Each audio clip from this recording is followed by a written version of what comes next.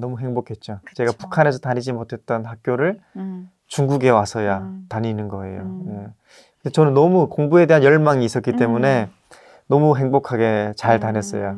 제가 중국에서 2년째 되는 해였죠. 2002년 4월 26일 학교에서 오후에 수업하고 있는데 담임 선생님이 이렇게 저한테 나오라고 하시는 거예요. 그래서 손님이 왔다고.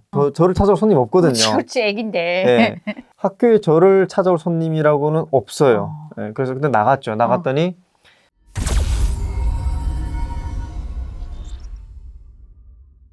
그 저희를 돌봐주시는 그 전도사님이 서 있고 옆에 중국 공안들이 서 있더라고요. 어떡하냐. 네. 아, 잡히는 거구나. 네, 그래서 다시 이렇게 하고. 수갑 채웠어, 애기한테? 아, 그때는 수갑을 안 채웠는데 그때 4명이 다 같이 이렇게 잡혀서 그냥 바로 그날로 감옥 갔죠. 북송됐구나. 북송은 바로 안 되고 도문시 감옥에 잡혀갔죠. 거기서 이제 북송됐어요? 그렇죠. 거기서 제가 38일 수감되어 있었어요. 네. 제 인생에서 감옥은 처음이잖아요. 그렇지. 네. 그냥 이렇게 타일 바닥에 맞아요. 그때 그랬어요. 네, 타일 바닥에 네. 너무 추운 거예요. 제가 4월에 잡혀갔으니까 그냥 반팔밖에 안 입었었거든요. 근데 이불도 안 주고. 예. 창문이라고는 이렇게 한 그치. 30cm 정도밖에 안 되는 공기창 창문 높은 정도. 공기창 정도밖에 없는데 햇볕이 거기로밖에 안 들어와요. 예. 그래서 저는 그게 좀 많이 힘들었어요 그때. 예, 38일 동안 많이 힘들었죠. 밥도 요만큼 주는 거예요. 중국 공안들이. 그렇지. 예. 그렇게 있다가 북한으로 넘어갔어요? 그렇죠. 그렇게 있다가 북한 운성 보입으로 이송을 하는데 그때 저한테 수갑을 채우더라고요. 이송시킬 때. 애긴데도 채우는구나. 중국 감옥에서 턱 느낌이 쇠 있잖아요. 쇠가 여기서 제 손목에는 턱 차이는 느낌. 그때가 10살 넘었겠네. 그때가 제 14살이었어요. 되게 느낌 이상하더라고요. 차가워요. 수갑이 굉장히 차가워요. 그렇죠. 네. 그리고 이제 원성 보이부에 넘어가서 드디어 이제 고향 땅으로 넘어간 거예요. 근데 거기서는 다 수갑을 안 채우는데 미성년자는 수갑 안 채웠거든요. 근데 저는 또 채우는 거예요. 근데 수갑이 아니라 수갑이 없는 거예요. 그래서 저한테 신발끈을 풀라고. 맞아. 그래서 신발끈을 여기다 묶어가지고 다른 아저씨랑 같이 이렇게 그렇지. 2명 2인 1조로 이렇게 묶어주더라고요. 그래서 보이부에 갔죠. 그렇게 북송이 됐습니다. 그게 나도 이제 여러 번 북송돼서 북송 경험이 많아서 아는데 그 어른하고 아이하고 같이 이렇게 묶어놓는 거는 어른이 뛸 것 같은 사람한테 도망갈까봐 아이를 묶어놓는 거예요. 이게 짐처럼. 그렇지. 그러니까 이 아이 때문에 뛸 수 없잖아. 네. 묶어놓으면. 네, 저한테 같이 묶였던 분한테 좀 죄송하네요. 미성년자니까 보이부에서 그렇게 오래는 안 있었겠네요. 보이부는 원래 오래는 안 있는데 제가 3일 있었어요. 3일. 네, 3일 동안 있었는데 중국 도문에서의 감옥이 되게 힘들었는데 그 보이부 3일은 도문에서 한 3년 있은 것 같은 느낌? 예, 딱 가부좌 자세로 이렇게 그렇지. 하루 종일 이렇게 앉혀놓잖아요. 그렇지. 머리도 못 들고. 머리도 못 들고 졸면 안 되고, 안 되고 이렇게 3일 동안 이렇게 가부좌 자세 앉아서 밥도 그 숟가락 꼭지가 없는 요걸로 딱 3숟갈 정도 주고 이게 지옥이구나 싶었죠. 예. 그렇지. 예. 그렇게 있다가 풀려나서 어디로 갔어요? 그때 풀려나서 고아들이 지내는 고아원에 가서 한 달 있다가 이제 아버지한테 갔죠. 그때 당시에 어머니는 북송이 안 되고 학교에 와서 아이들만 잡아갔으니까 엄마는 중국에 지금 있는 상태네. 그쵸. 원래 헤어져 살았으니까 몰랐죠, 그냥. 아들이 정보를. 잡혀간 것도 몰랐네. 어머니도 몰랐어요. 아들이 잡혀간지도. 예. 그러면 그렇게 다시 북한을 넘어왔었고 어머니하고는 연락이 끊겼고. 그쵸, 끊겼죠. 그러다가 어떻게 또. 저는 이제 아버지랑 살았던 거예요. 예. 근데 아버지랑 이제 2년을 같이 살았는데 다시 이제 옛날의 삶으로 돌아간 거잖아요. 근데 저는 그게 굉장히 괴로웠는 게 왜냐면 좋은 세상을 못 봤으면 몰랐을 텐데. 내가 살고 있는 이 현실보다 더 나은 세상이 있다는 것을 몰랐으면은 제가 이 현실을 그냥 받아들이고 열심히 살았을 텐데 저는 경험을 했잖아요. 자유를 경험했고 기름진 음식을 경험을 했잖아요.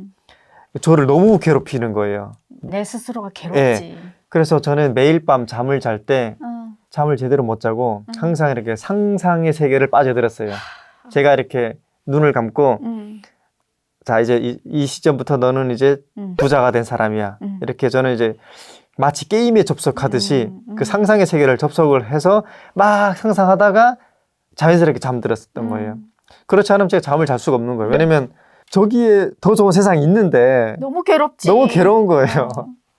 그렇게 2년을 잘 살았는데 어느 날 집에 이렇게 손님이 온 거예요. 손님이 찾아올 리가 없거든요, 또. 예. 아무튼 친척도 안 하고. 손님은 예. 반갑거나 저한테 안 좋은 손님은, 일이거나. 예. 저한테 손님은 두 가지예요. 아주 희망이거나 아주 절망이거나 둘 중에 하나예요. 예. 손님 찾아왔는데 친척이래요. 근데 제가 처음 보는 친척이에요. 사실은 브로커다. 근데 어머니가 보내서 왔다라는 거예요. 제가 너무 그때 절망 가운데 있다가 마치 그 우리가 동화에서 보면 하늘에서 동화줄이 내려오잖아요. 그렇지. 제가 그때 그 경험을 했어요. 내가 드디어 이 거지 같은 현실에서 벗어날 수 있는 기회가 왔구나 이거죠. 예. 어머니가 보냈다고 하니까. 그래서 만났더니 이제 브로커 어머니가 보냈는데 중국으로 지금 오라고 한다.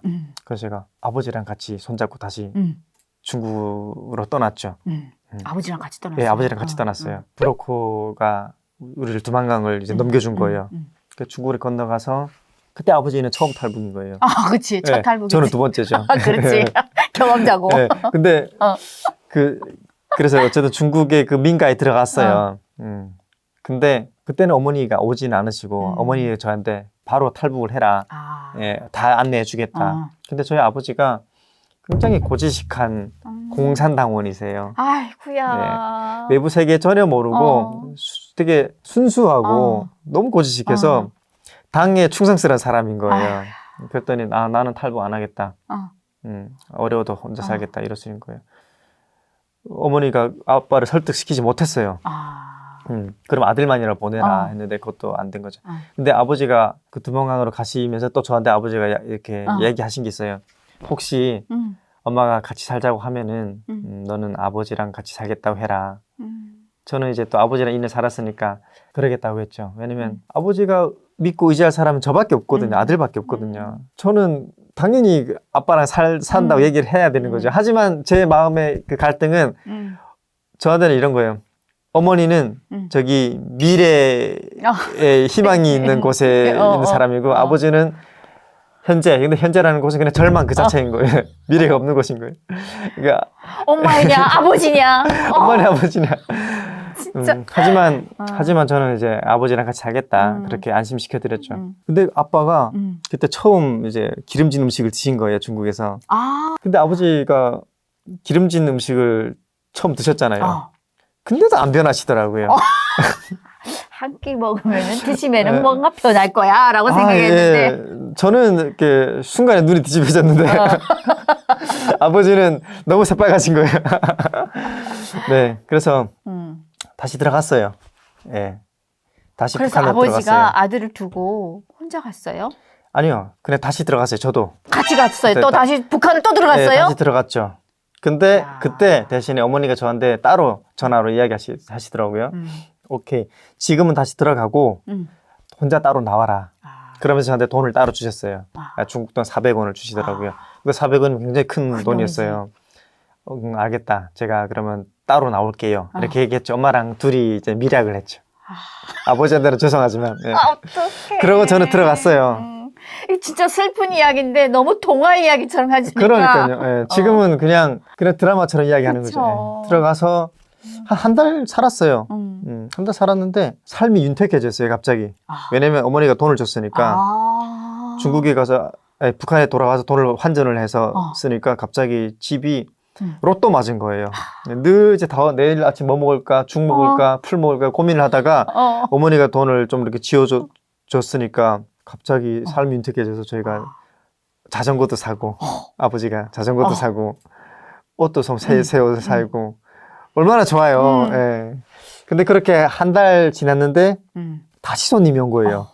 예. 또 뭐지? 또 처음 보는 사람이 온 거예요. 예. 근데 다시 또 들어와서 보니까 그분도 브로커더라고요. 예. 근데 한 달 만에 어머니가 다시 브로커를 보냈나 이상하잖아요. 근데 뭐 브로커를 보냈다고 하니까 또 다시 아버지 손잡고 두만강을 건넜어요. 또 아버지랑? 예. 예, 또 건넜어요. 아니 그 아버님은 예. 빨갛다신 분이 그래도 강까지 가는 거는 뭐 그렇게 두 번을 그 정도는 타협이 가능했던 거예요. 예. 두 번을 두만강을 건너셨어요, 아버지도. 근데 이때는 어머니가 오셨어요. 네. 그때는 저희가 두만강 민가가 아니라 아예 연길시까지 들어갔거든요. 아버지랑. 예, 작정을 한 거죠. 어머니가 작정을 한 거예요, 두 번째. 처음에는 이제 두만강 강변의 민가였으니까 보지 못했으니. 예, 보지 못했으니 좀 이렇게 가고 싶었겠지. 근데 이번에 연길시까지 들어갔으니까 도시잖아요. 그치. 처음 보는 도시잖아요. 그치. 이것만 보면 바뀔 거다. 삐까 번쩍. 도심까지 들어가서 어머니가 왔고 어머니 그때 아버지를 처음 만나신 거예요. 그때는 98년도에 헤어지고 어머니는 처음 만나신 거죠, 아버지를. 두 분이 이제 상봉을 하신 거죠. 몇 년 만에 아버님과 어머님이 만나신 거예요? 아버지와 어머니는 만난 게 그때가 2004년이었거든요. 그러니까 6년 만에 만난 거죠. 예. 만났구나. 두 분이 굉장히 어색하시더라고요. 그렇죠. 6년 만에 만나는데. 예. 근데 그때 어머니가 다시 탈북하자. 내가 다 이렇게 탈북 루트를 지금 다 준비했으니까 지금 그냥 가면 된다. 어디를 가면 된다라는 거예요? 그냥 그대로 탈북, 한국행. 한국행. 한국으로 가자. 예, 예. 루트를 다 밟아놨으니. 예, 예. 근데 아버지가 아직도 안 변하신 거예요. 탈북을 할 때 그 입었던 옷 있잖아요. 그 옷도 안 갈아입으셨어요. 어머니가 새 옷 주면서 이거 갈아입으라 했더니 아버지가 내가 왜 그런 옷을 입어야 되냐고.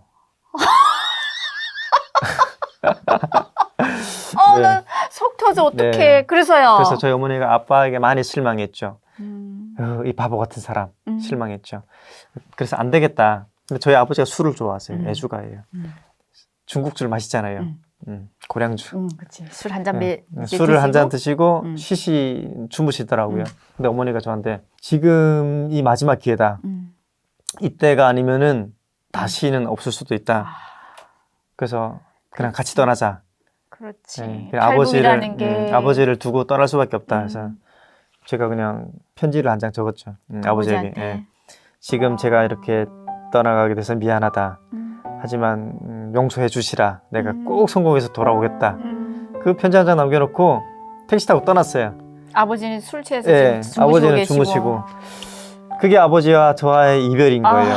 근데 어쨌든 저는 미래를 선택을 했어요. 왜냐면 저는 어머니가 저한테 미래였거든요. 왜냐면 그렇지. 어머니가 저한테 했던 얘기가 한국에 오면은 공부할 수 있다. 대학교도 갈 수 있다. 저는 거기에 그 말이 혹했구나. 예, 혹했죠. 저는 이거다. 왜냐면 저는 공부에다 열망이 있었기 때문에 이곳이 미래라는 분명히 알고 있었거든요. 그래서 미래냐 과거냐 선택했을 때 저는 아버지한테는 죄송하지만 꼭 돌아오겠다 약속하고 이제 미래를 선택한 거죠. 예.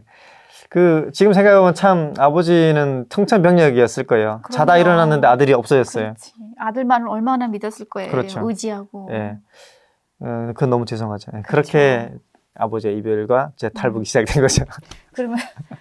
그러면 그렇게 해서 아버님과 헤어지고 어머님과 같이 한국행에 이제 떠나신 거고 아버님은 그 이후에 아버지는 제가 한국에 와서 나중에 들었는데 아버지는 다시 돌아갔대요. 돌아갔는데 이제 비용을 좀 줘가지고 왜냐면 아들이 사라졌으니까 그에 대한 리스크 비용으로 브로커들이 또 요청을 해가지고 아버지한테 돈 좀 주고 아버지는 고향에 돌아갔다고 하시더라고요. 그냥 거기까지만 알고. 네, 거기까지만 알고. 그럼 다시 그 어머니랑 같이 한국행은 뭐 문제 없이 잘 왔어요? 어디를 거쳐 왔어요? 저는 어머니는 이제 그때는 한국 국적 다 있었으니까. 엄마가 이미 한국에 와 있었어요? 네, 네. 어머니는 진짜로? 네. 어머니는 2002년에 한국에 사셨고 한국에서 저를 보낸 거예요. 브로커를 돈을 들여서. 그러면은 한국에 오셨다가 왔는데 아들하고 남편 데리러 브로커를 보내고 또 본인도 연길까지 간 거네요. 그렇죠. 네, 그거였어요. 최선을 다했는데 어머니는 오자마자 최선을 다하신 거죠. 거예요. 그렇게 위험한 데를 나가는 사람 아무리 가족이라도 없어요. 그렇죠. 돈을 그만큼 써가면서 최선을 다했는데 아버지를 설득하지 못했고 결국은 저만 탈출시킨 거죠. 아니 그러면은 그때 당시 어머니가 한국에 와 있다라는 걸 아버지는 알았어요? 아버지는 몰랐어요. 어머니는 얘기 안 했어요. 일부러. 안 했구나. 네, 그래서 중국에서 산다 했죠. 왜냐면 혹시나 한국에 있다는 이 이야기, 그러니까 혹시 북한에서 아버지 돌아가서 은연중에 술을 마시다가 그런 말이 나오면은 아버지가 위험해지거든요. 그러니까 어머니도 그거 알죠. 그래서 최소한의 안전장치를 마련해 놓고 그냥 그래도 중국에서 같이 살자 이렇게 했는데 아버지는 안 된다. 중국과 베트남 국경을 건너서 오토바이 타고 이동을 하기로 했는데 일행 12명이었어요. 근데 너무 많잖아요. 그래서 나눠서 1팀과 2팀으로 해서 저는 2팀에 있었어요. 1팀이 먼저 갔어요. 전날에. 근데 1팀으로부터 소식이 온 거예요. 1팀이 실패했다. 엄마야. 예, 다들 이제 잡혀가지고 어떡해. 예, 다들 잡혀가지고 흩어졌대요. 근데 그렇다고 해서 이 팀이 떠나지 않을 수가 없는 거예요. 그렇죠. 예, 이미 출발은 예, 했는데. 우리는 후퇴가 없어요. 그치. 무조건 전진. 예.